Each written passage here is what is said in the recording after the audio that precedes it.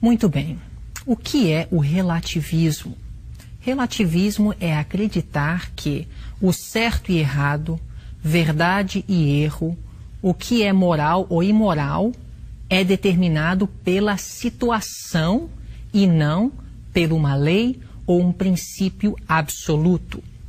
Na década de 1970, nos Estados Unidos, um homem chamado Joseph Fletcher, professor da Trinity Evangelical School nos Estados Unidos, no estado da Virgínia, debateu com o Dr. John Warwick, professor da Trinity Evangelical School em Illinois, sobre a questão de situacionismo em San Diego State College, no dia 11 de setembro de 1971. Ele disse, falando de Fletcher, que não existe um padrão absoluto do certo e errado. A prioridade em cada situação é o amor e não um princípio legalista. O amor é a primeira ordem de valor e mais importante que a lei. O outro lado do argumento disse que a lei é absoluto. Quando Deus fala uma coisa, por exemplo, a situação não determina se isso deve ser seguido ou não. O que Deus fala é absoluto. Porém, o lado que argumentou a favor do relativismo disse que Deus é flexível, que Deus ele pode ter dado mandamentos, mas esses mandamentos não são absolutos. Se uma situação requer o quebrantamento desse mandamento que Deus disse, para salvar vida ou para um fim bom e justificável, então é correto quebrá-lo. O relativismo, portanto, diz que seria bom matar para salvar a vida de alguém que seja inocente. Seria bom contar uma mentira, se isso fosse necessário para preservar a vida de uma pessoa, porque a vida de uma pessoa é mais importante do que a lei que diz: não dirás falso testemunho. Em todas as decisões, o fim justifica o meio, diz os situacionistas, ou aqueles que creem no relativismo. Se o fim for mais importante que o meio utilizado. Também não existem princípios ou leis que podem ser aplicados a todas as pessoas em todas as situações. Ou seja, a situação é o árbitro do que é certo ou errado. Em outras palavras, meus amigos, na década de 1970 parece que houve um conflito entre os cristãos. Alguns argumentando que o relativismo é correto, outros argumentando que não é correto o relativismo, porque o nosso Deus é um Deus que tem leis e mandamentos absolutos. Ou seja, não é para o homem determinar o que é certo e errado baseado em sua própria sabedoria, sua própria perspectiva e seu próprio conhecimento, mas ele deve confiar em Deus e naquilo que ele fala para tomar suas decisões. Agora nós vamos analisar alguns exemplos bíblicos para nós vermos se Deus aprova ou não o relativismo. Por exemplo, Abraão no Egito com sua esposa Sara. Será que foi correto ele contar uma mentira para salvar sua vida? A motivação foi boa? Ele queria preservar sua vida porque ele tinha um propósito importante para cumprir para o Senhor? Também Saul, quando ele não eliminou todos os amalequitas, será que não foi justificável o fato dele não matar os animais para ele poder oferecer a Deus aquelas ofertas? E Salomão, quando ele tomou a filha de Faraó, será que não foi correto ele se unir em um jugo desigual a fim de ganhar almas para o reino de Deus, influenciar os pagãos nos princípios do Deus de Israel?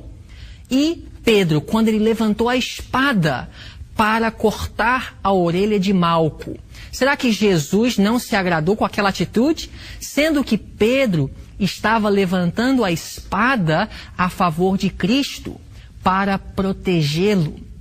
Meus amigos, esses relatos bíblicos foram colocados na palavra de Deus para nos mostrar que o homem não é dono da situação.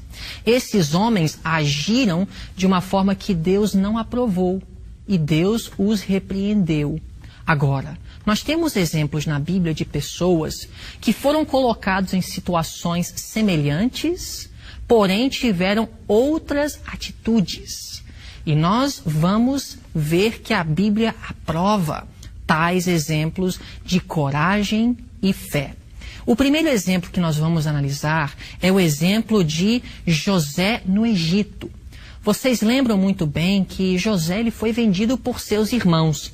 Ele tinha toda oportunidade, todo o direito de reclamar e murmurar contra Deus, pois ele estava sendo fiel, porém Deus permitiu que ele fosse vendido de uma forma injusta. Porém, ele não murmurou, ele não reclamou e ele não se rebelou contra Deus. Ele foi colocado na casa de Potifar e ele demonstrou tal integridade, tal pureza de intenções e motivações, tal honestidade, que Potifar viu nele algo diferente. E José foi elevado, exaltado, ele foi promovido. Mas vocês sabem muito bem a história. A mulher de Potifar, ela ficou olhando para José com olhos impuros. Ela começou a convidar, ela começou a tentar José. Ela gostava de José. José, certamente um jovem, ele foi tentado a aceitar o convite da esposa de Potifar. Com certeza, ela não era uma mulher feia. Com certeza, não foi fácil. Com certeza, José poderia ter argumentado entre ele mesmo: se eu fizer isso, pelo menos eu estarei preservando a minha vida. Talvez vai ser só uma vez. Talvez eu fazendo assim, eu não vou ter problemas com essa mulher e ela vai me deixar em paz. Ele poderia ter racionalizado: se eu não deitar com ela, eu vou ser acusado falsamente, eu não sei quais vão ser as consequências. Talvez ele poderia ter concluído: é melhor deitar com essa mulher. Mas agora eu lhes convido a lerem comigo no livro de Gênesis, capítulo 39. Nós vamos ler o que a Bíblia relata a respeito dessa situação. Gênesis capítulo 39 e versículos 7 a 9. A palavra de Deus diz o seguinte: E aconteceu depois destas coisas que a mulher do seu senhor pôs os olhos em José e lhe disse: Deita-te comigo. Mas ele recusou e disse à mulher do seu senhor: Eis que o meu senhor não sabe o que está comigo na sua casa, e entregou em minha mão tudo o que tem. Ele não é maior do que eu nesta casa. E nenhuma coisa me vedou senão a ti, porquanto és sua mulher. Como, pois, posso eu cometer este grande mal e pecar contra Deus? Meus amigos, para José era mais importante obedecer a Deus do que a própria vida. Ele não amava a sua vida tanto que ele estaria disposto a comprometer aquilo que Deus havia falado, ferir os mandamentos do Senhor. Será que você tem tal fé e tal coragem, tal compromisso? Será que você não ama a sua vida até a morte? Meus amigos, nós temos outros exemplos na Bíblia, como, por exemplo, Ananias, Misael e Azarias, que não eram situacionistas. Para eles, o relativismo não era uma realidade, um princípio em suas vidas. Nós vamos ler agora juntos, no livro de Daniel, capítulo 3, a respeito desses 3 jovens, que também não estavam dispostos a comprometer os princípios de Deus. A Bíblia fala em Daniel, capítulo 3, e o versículo 16 a 18. Responderam Sadraque, Mesaque e Abednego, e disseram ao rei: Nabucodonosor, não necessitamos de te responder sobre este negócio. Eis que o nosso Deus, a quem nós servimos, pode nos livrar da fornalha de fogo ardente, e ele nos livrará da tua mão, ó rei. Mas, se não, fica sabendo, ó rei, que não serviremos a teus deuses, nem adoraremos a estátua de ouro que levantaste. O rei Nabucodonosor havia estabelecido uma estátua de ouro, e ele estabeleceu um decreto para acompanhar a estátua, que dizia que todos aqueles que não adorassem a estátua no momento que a música tocasse, seria lançado na fornalha de fogo. Haviam muitas pessoas naquele dia representando todas as nações do mundo, inclusive Judá. Ananias, Misael e Azarias estavam naquele dia, naquele local, também com outros companheiros judeus. Porém, a maioria dos judeus naquele dia, meus amigos, viram que era mais importante salvar a vida e proteger a eles mesmos do que permanecer fiel a Deus.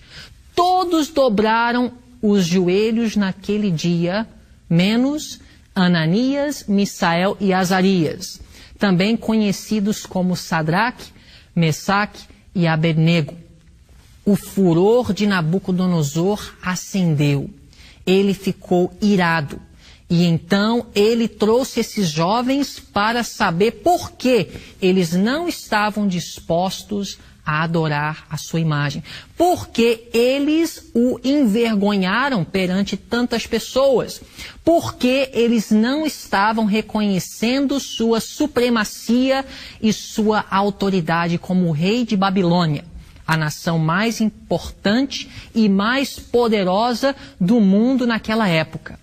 Esses 3 jovens corajosos disseram ao rei: Senhor rei Nabucodonosor, nós te respeitamos, mas nós não estamos dispostos a adorar a sua imagem. O nosso Deus, o qual nós servimos, ele é capaz de nos livrar da fornalha de fogo. Mas mesmo se ele não nos livrar, fique sabendo que nós não vamos quebrar o seu mandamento, o mandamento do nosso Deus, para adorar a sua imagem. Eles tinham certeza, meus amigos, de uma só coisa: que Deus era capaz de os livrar. Eles não tinham certeza que Deus iria os livrar. Porém, eles não estavam dispostos a comprometer sua fé naquele dia. Porém, eles não adoraram. Eles permaneceram fiel a Deus. Foram lançados na fornalha de fogo e sofreram as consequências de modo algum. O Senhor mesmo entrou na fornalha e Cristo esteve com eles, os protegendo e os livrando das mãos do rei Nabucodonosor. Meus amigos, nós temos outros exemplos na Bíblia que mostram que nós não devemos, para honrar e glorificar a Deus, nos dobrar e nos comprometer quando estamos em situações difíceis. Nós temos que seguir o exemplo de José, os exemplos de Ananias, Misael e Azarias, e nós também temos o exemplo de Daniel. Em Daniel capítulo 6, versículo 10, a Bíblia nos diz o seguinte, em Daniel 6:10. Vamos ler juntos. Quando Daniel soube que o edital estava assinado, entrou em sua casa, no seu quarto em cima, onde estavam abertas as janelas que davam para o lado de Jerusalém, e 3 vezes no dia se punha de joelhos e orava, e dava graças diante do seu Deus, como também antes costumava fazer. Em Daniel capítulo 6, o rei da Medopérsia, Dário, estabeleceu uma lei que estava diretamente em conflito com a lei de Deus, assim como Nabucodonosor em Daniel 3. E Daniel, assim como os seus companheiros, teve que tomar uma decisão que foi muito difícil. Ele poderia ter racionalizado e dito: bom, pelo menos eu posso fechar as janelas e assim ninguém vai descobrir que eu continuarei orando ao meu Deus. Assim como Ananias, Misael e Azarias poderiam ter raciocinado: se a gente se ajoelha, a gente pode pelo menos evitar de morrer. A gente não precisa adorar a estátua. Nós podemos apenas fingir que estamos adorando, mas em nossos corações nós estamos negando a supremacia de Nabucodonosor. Será que Deus teria aprovado tal atitude? Esses 3 jovens e Daniel também decidiram fazer diferente. Eles não tiveram medo e não se importaram com suas vidas. Para Daniel, em Daniel capítulo 6, a honra de Deus era prioridade. Vocês conhecem muito bem a história. Daniel, ele foi lançado na cova dos leões. Foi o seu castigo de não ter orado ao rei Dario, e sim ao rei dos céus, o Deus de Israel. Mas Deus enviou o seu anjo e fechou a boca dos leões e o livrou do mal. Agora vocês podem estar pensando: bom, tudo bem, essas histórias são lindas, mas nesses casos Deus livrou os seus servos. É muito fácil a gente fazer o que Deus pede quando nós sabemos que Deus vai intervir. Mas esses jovens, meus amigos, não tinham certeza que Deus iria intervir. Eles apenas tinham fé que Deus era capaz de intervir, capaz de os livrar. Eles tinham certeza que suas vidas estavam nas mãos de Deus. Então fizeram certo porque era certo e deixaram as consequências com Deus. Quantos de nós estamos dispostos a fazer tal coisa? E se Deus não nos livrar, como seria nossa atitude? Bom, Ananias, Misael e Azarias não tinham essa certeza. Eles apenas sabiam que Deus era capaz. E no final, Deus viu por bem os livrar. Mas nós temos um exemplo na Bíblia de um caso em que Deus não interveio. Porém, Estevão, ele foi fiel também até a morte. Em Atos capítulo 7, Estevão foi colocado numa situação muito difícil. Ele estava pregando o Evangelho. Ele estava pregando o Cristo morto e ressuscitado. Ele estava pregando o poder da cruz, o poder da salvação que se encontra em Cristo. Os líderes da nação judaica estavam irados com todos aqueles que estavam pregando esta mensagem, porque ela estava em conflito com a sua agenda, os seus intuitos. Estevão, ele foi preso e foi indagado, ele foi questionado. Estevão tinha 2 opções. Ele podia negar Jesus e preservar sua vida, ou se posicionar firme e assim colocar sua vida em risco, assim como Daniel e seus companheiros fizeram. Bom, no caso de Daniel e seus companheiros, no caso de José, Deus finalmente interveio e glorificou os seus servos. Mas no caso de Estevão permaneceu fiel, mas nesse caso realmente foi até a morte. O homem não é capaz de sempre ver o futuro e determinar o que é certo e errado baseado na situação. Por quê? Às vezes o que parece ser o melhor não é o melhor.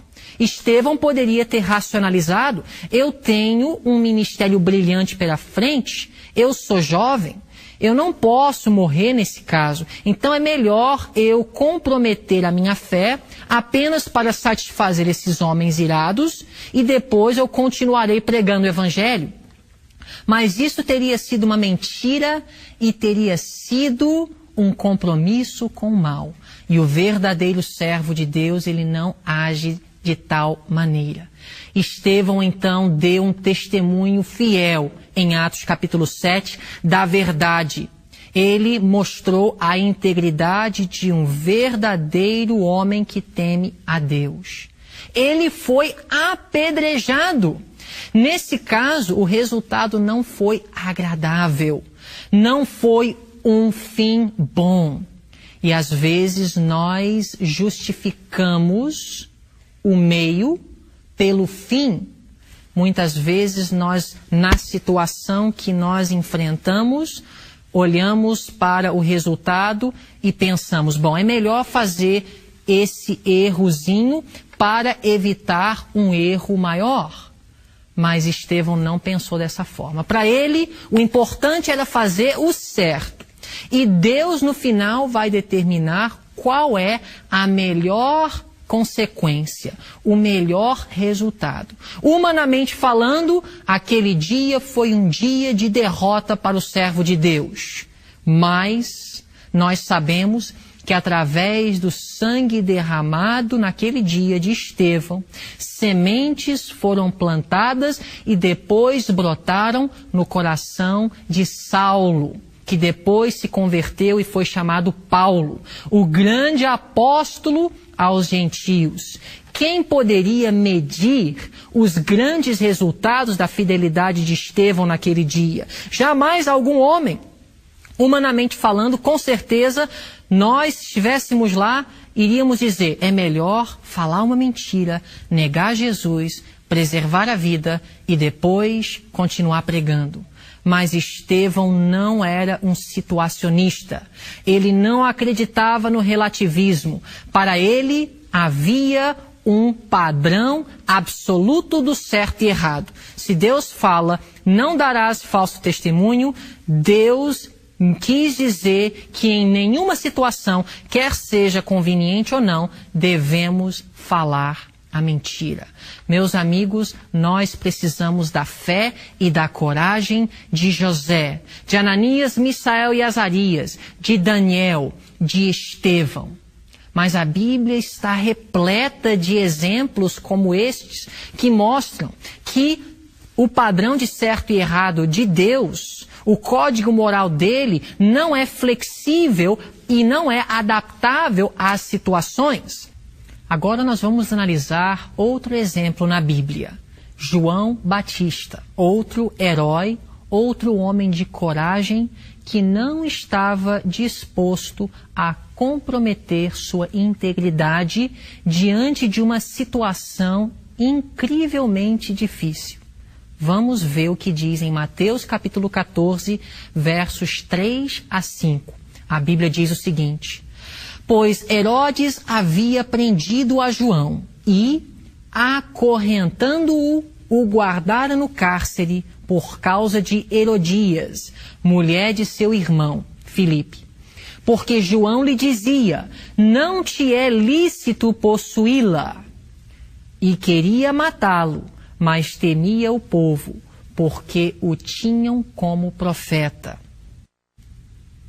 João Batista, ele não era situacionista e ele não cria no relativismo. Ele olhou para Herodes e falou, Herodes, você está no adultério, não te é lícito possuí-la. Você não está correto, Herodes, você precisa mudar o seu caminho. Isso significava decreto de morte para João Batista. Mas João Batista não estava preocupado com as consequências de fazer o certo. João Batista poderia ter dito, para salvar sua vida, para manter paz com Herodes, Herodes, eu sei que essa situação não é a melhor, mas ela não estava feliz de qualquer forma com seu marido, então nesse caso eu acho que você agiu da forma correta. João Batista falou assim De forma alguma. Para João Batista, a prioridade era fazer a vontade de Deus, de fazer o certo porque era certo. João Batista não consultou conveniência, ele não pensou naquilo que era para ele melhor. E, meus amigos, percebam que Jesus não interveio, Jesus não o livrou. João Batista acabou morrendo e Deus permitiu que fosse assim. Porém, hoje nós temos um grande exemplo na palavra de Deus de fé tal que não estava disposta a comprometer os princípios de Deus diante da mais terrível situação. João Batista olhou para Herodes sabendo que ele poderia perder sua vida, mas ele declarou fielmente aquilo que era verdade. Não te é lícito possuí-la.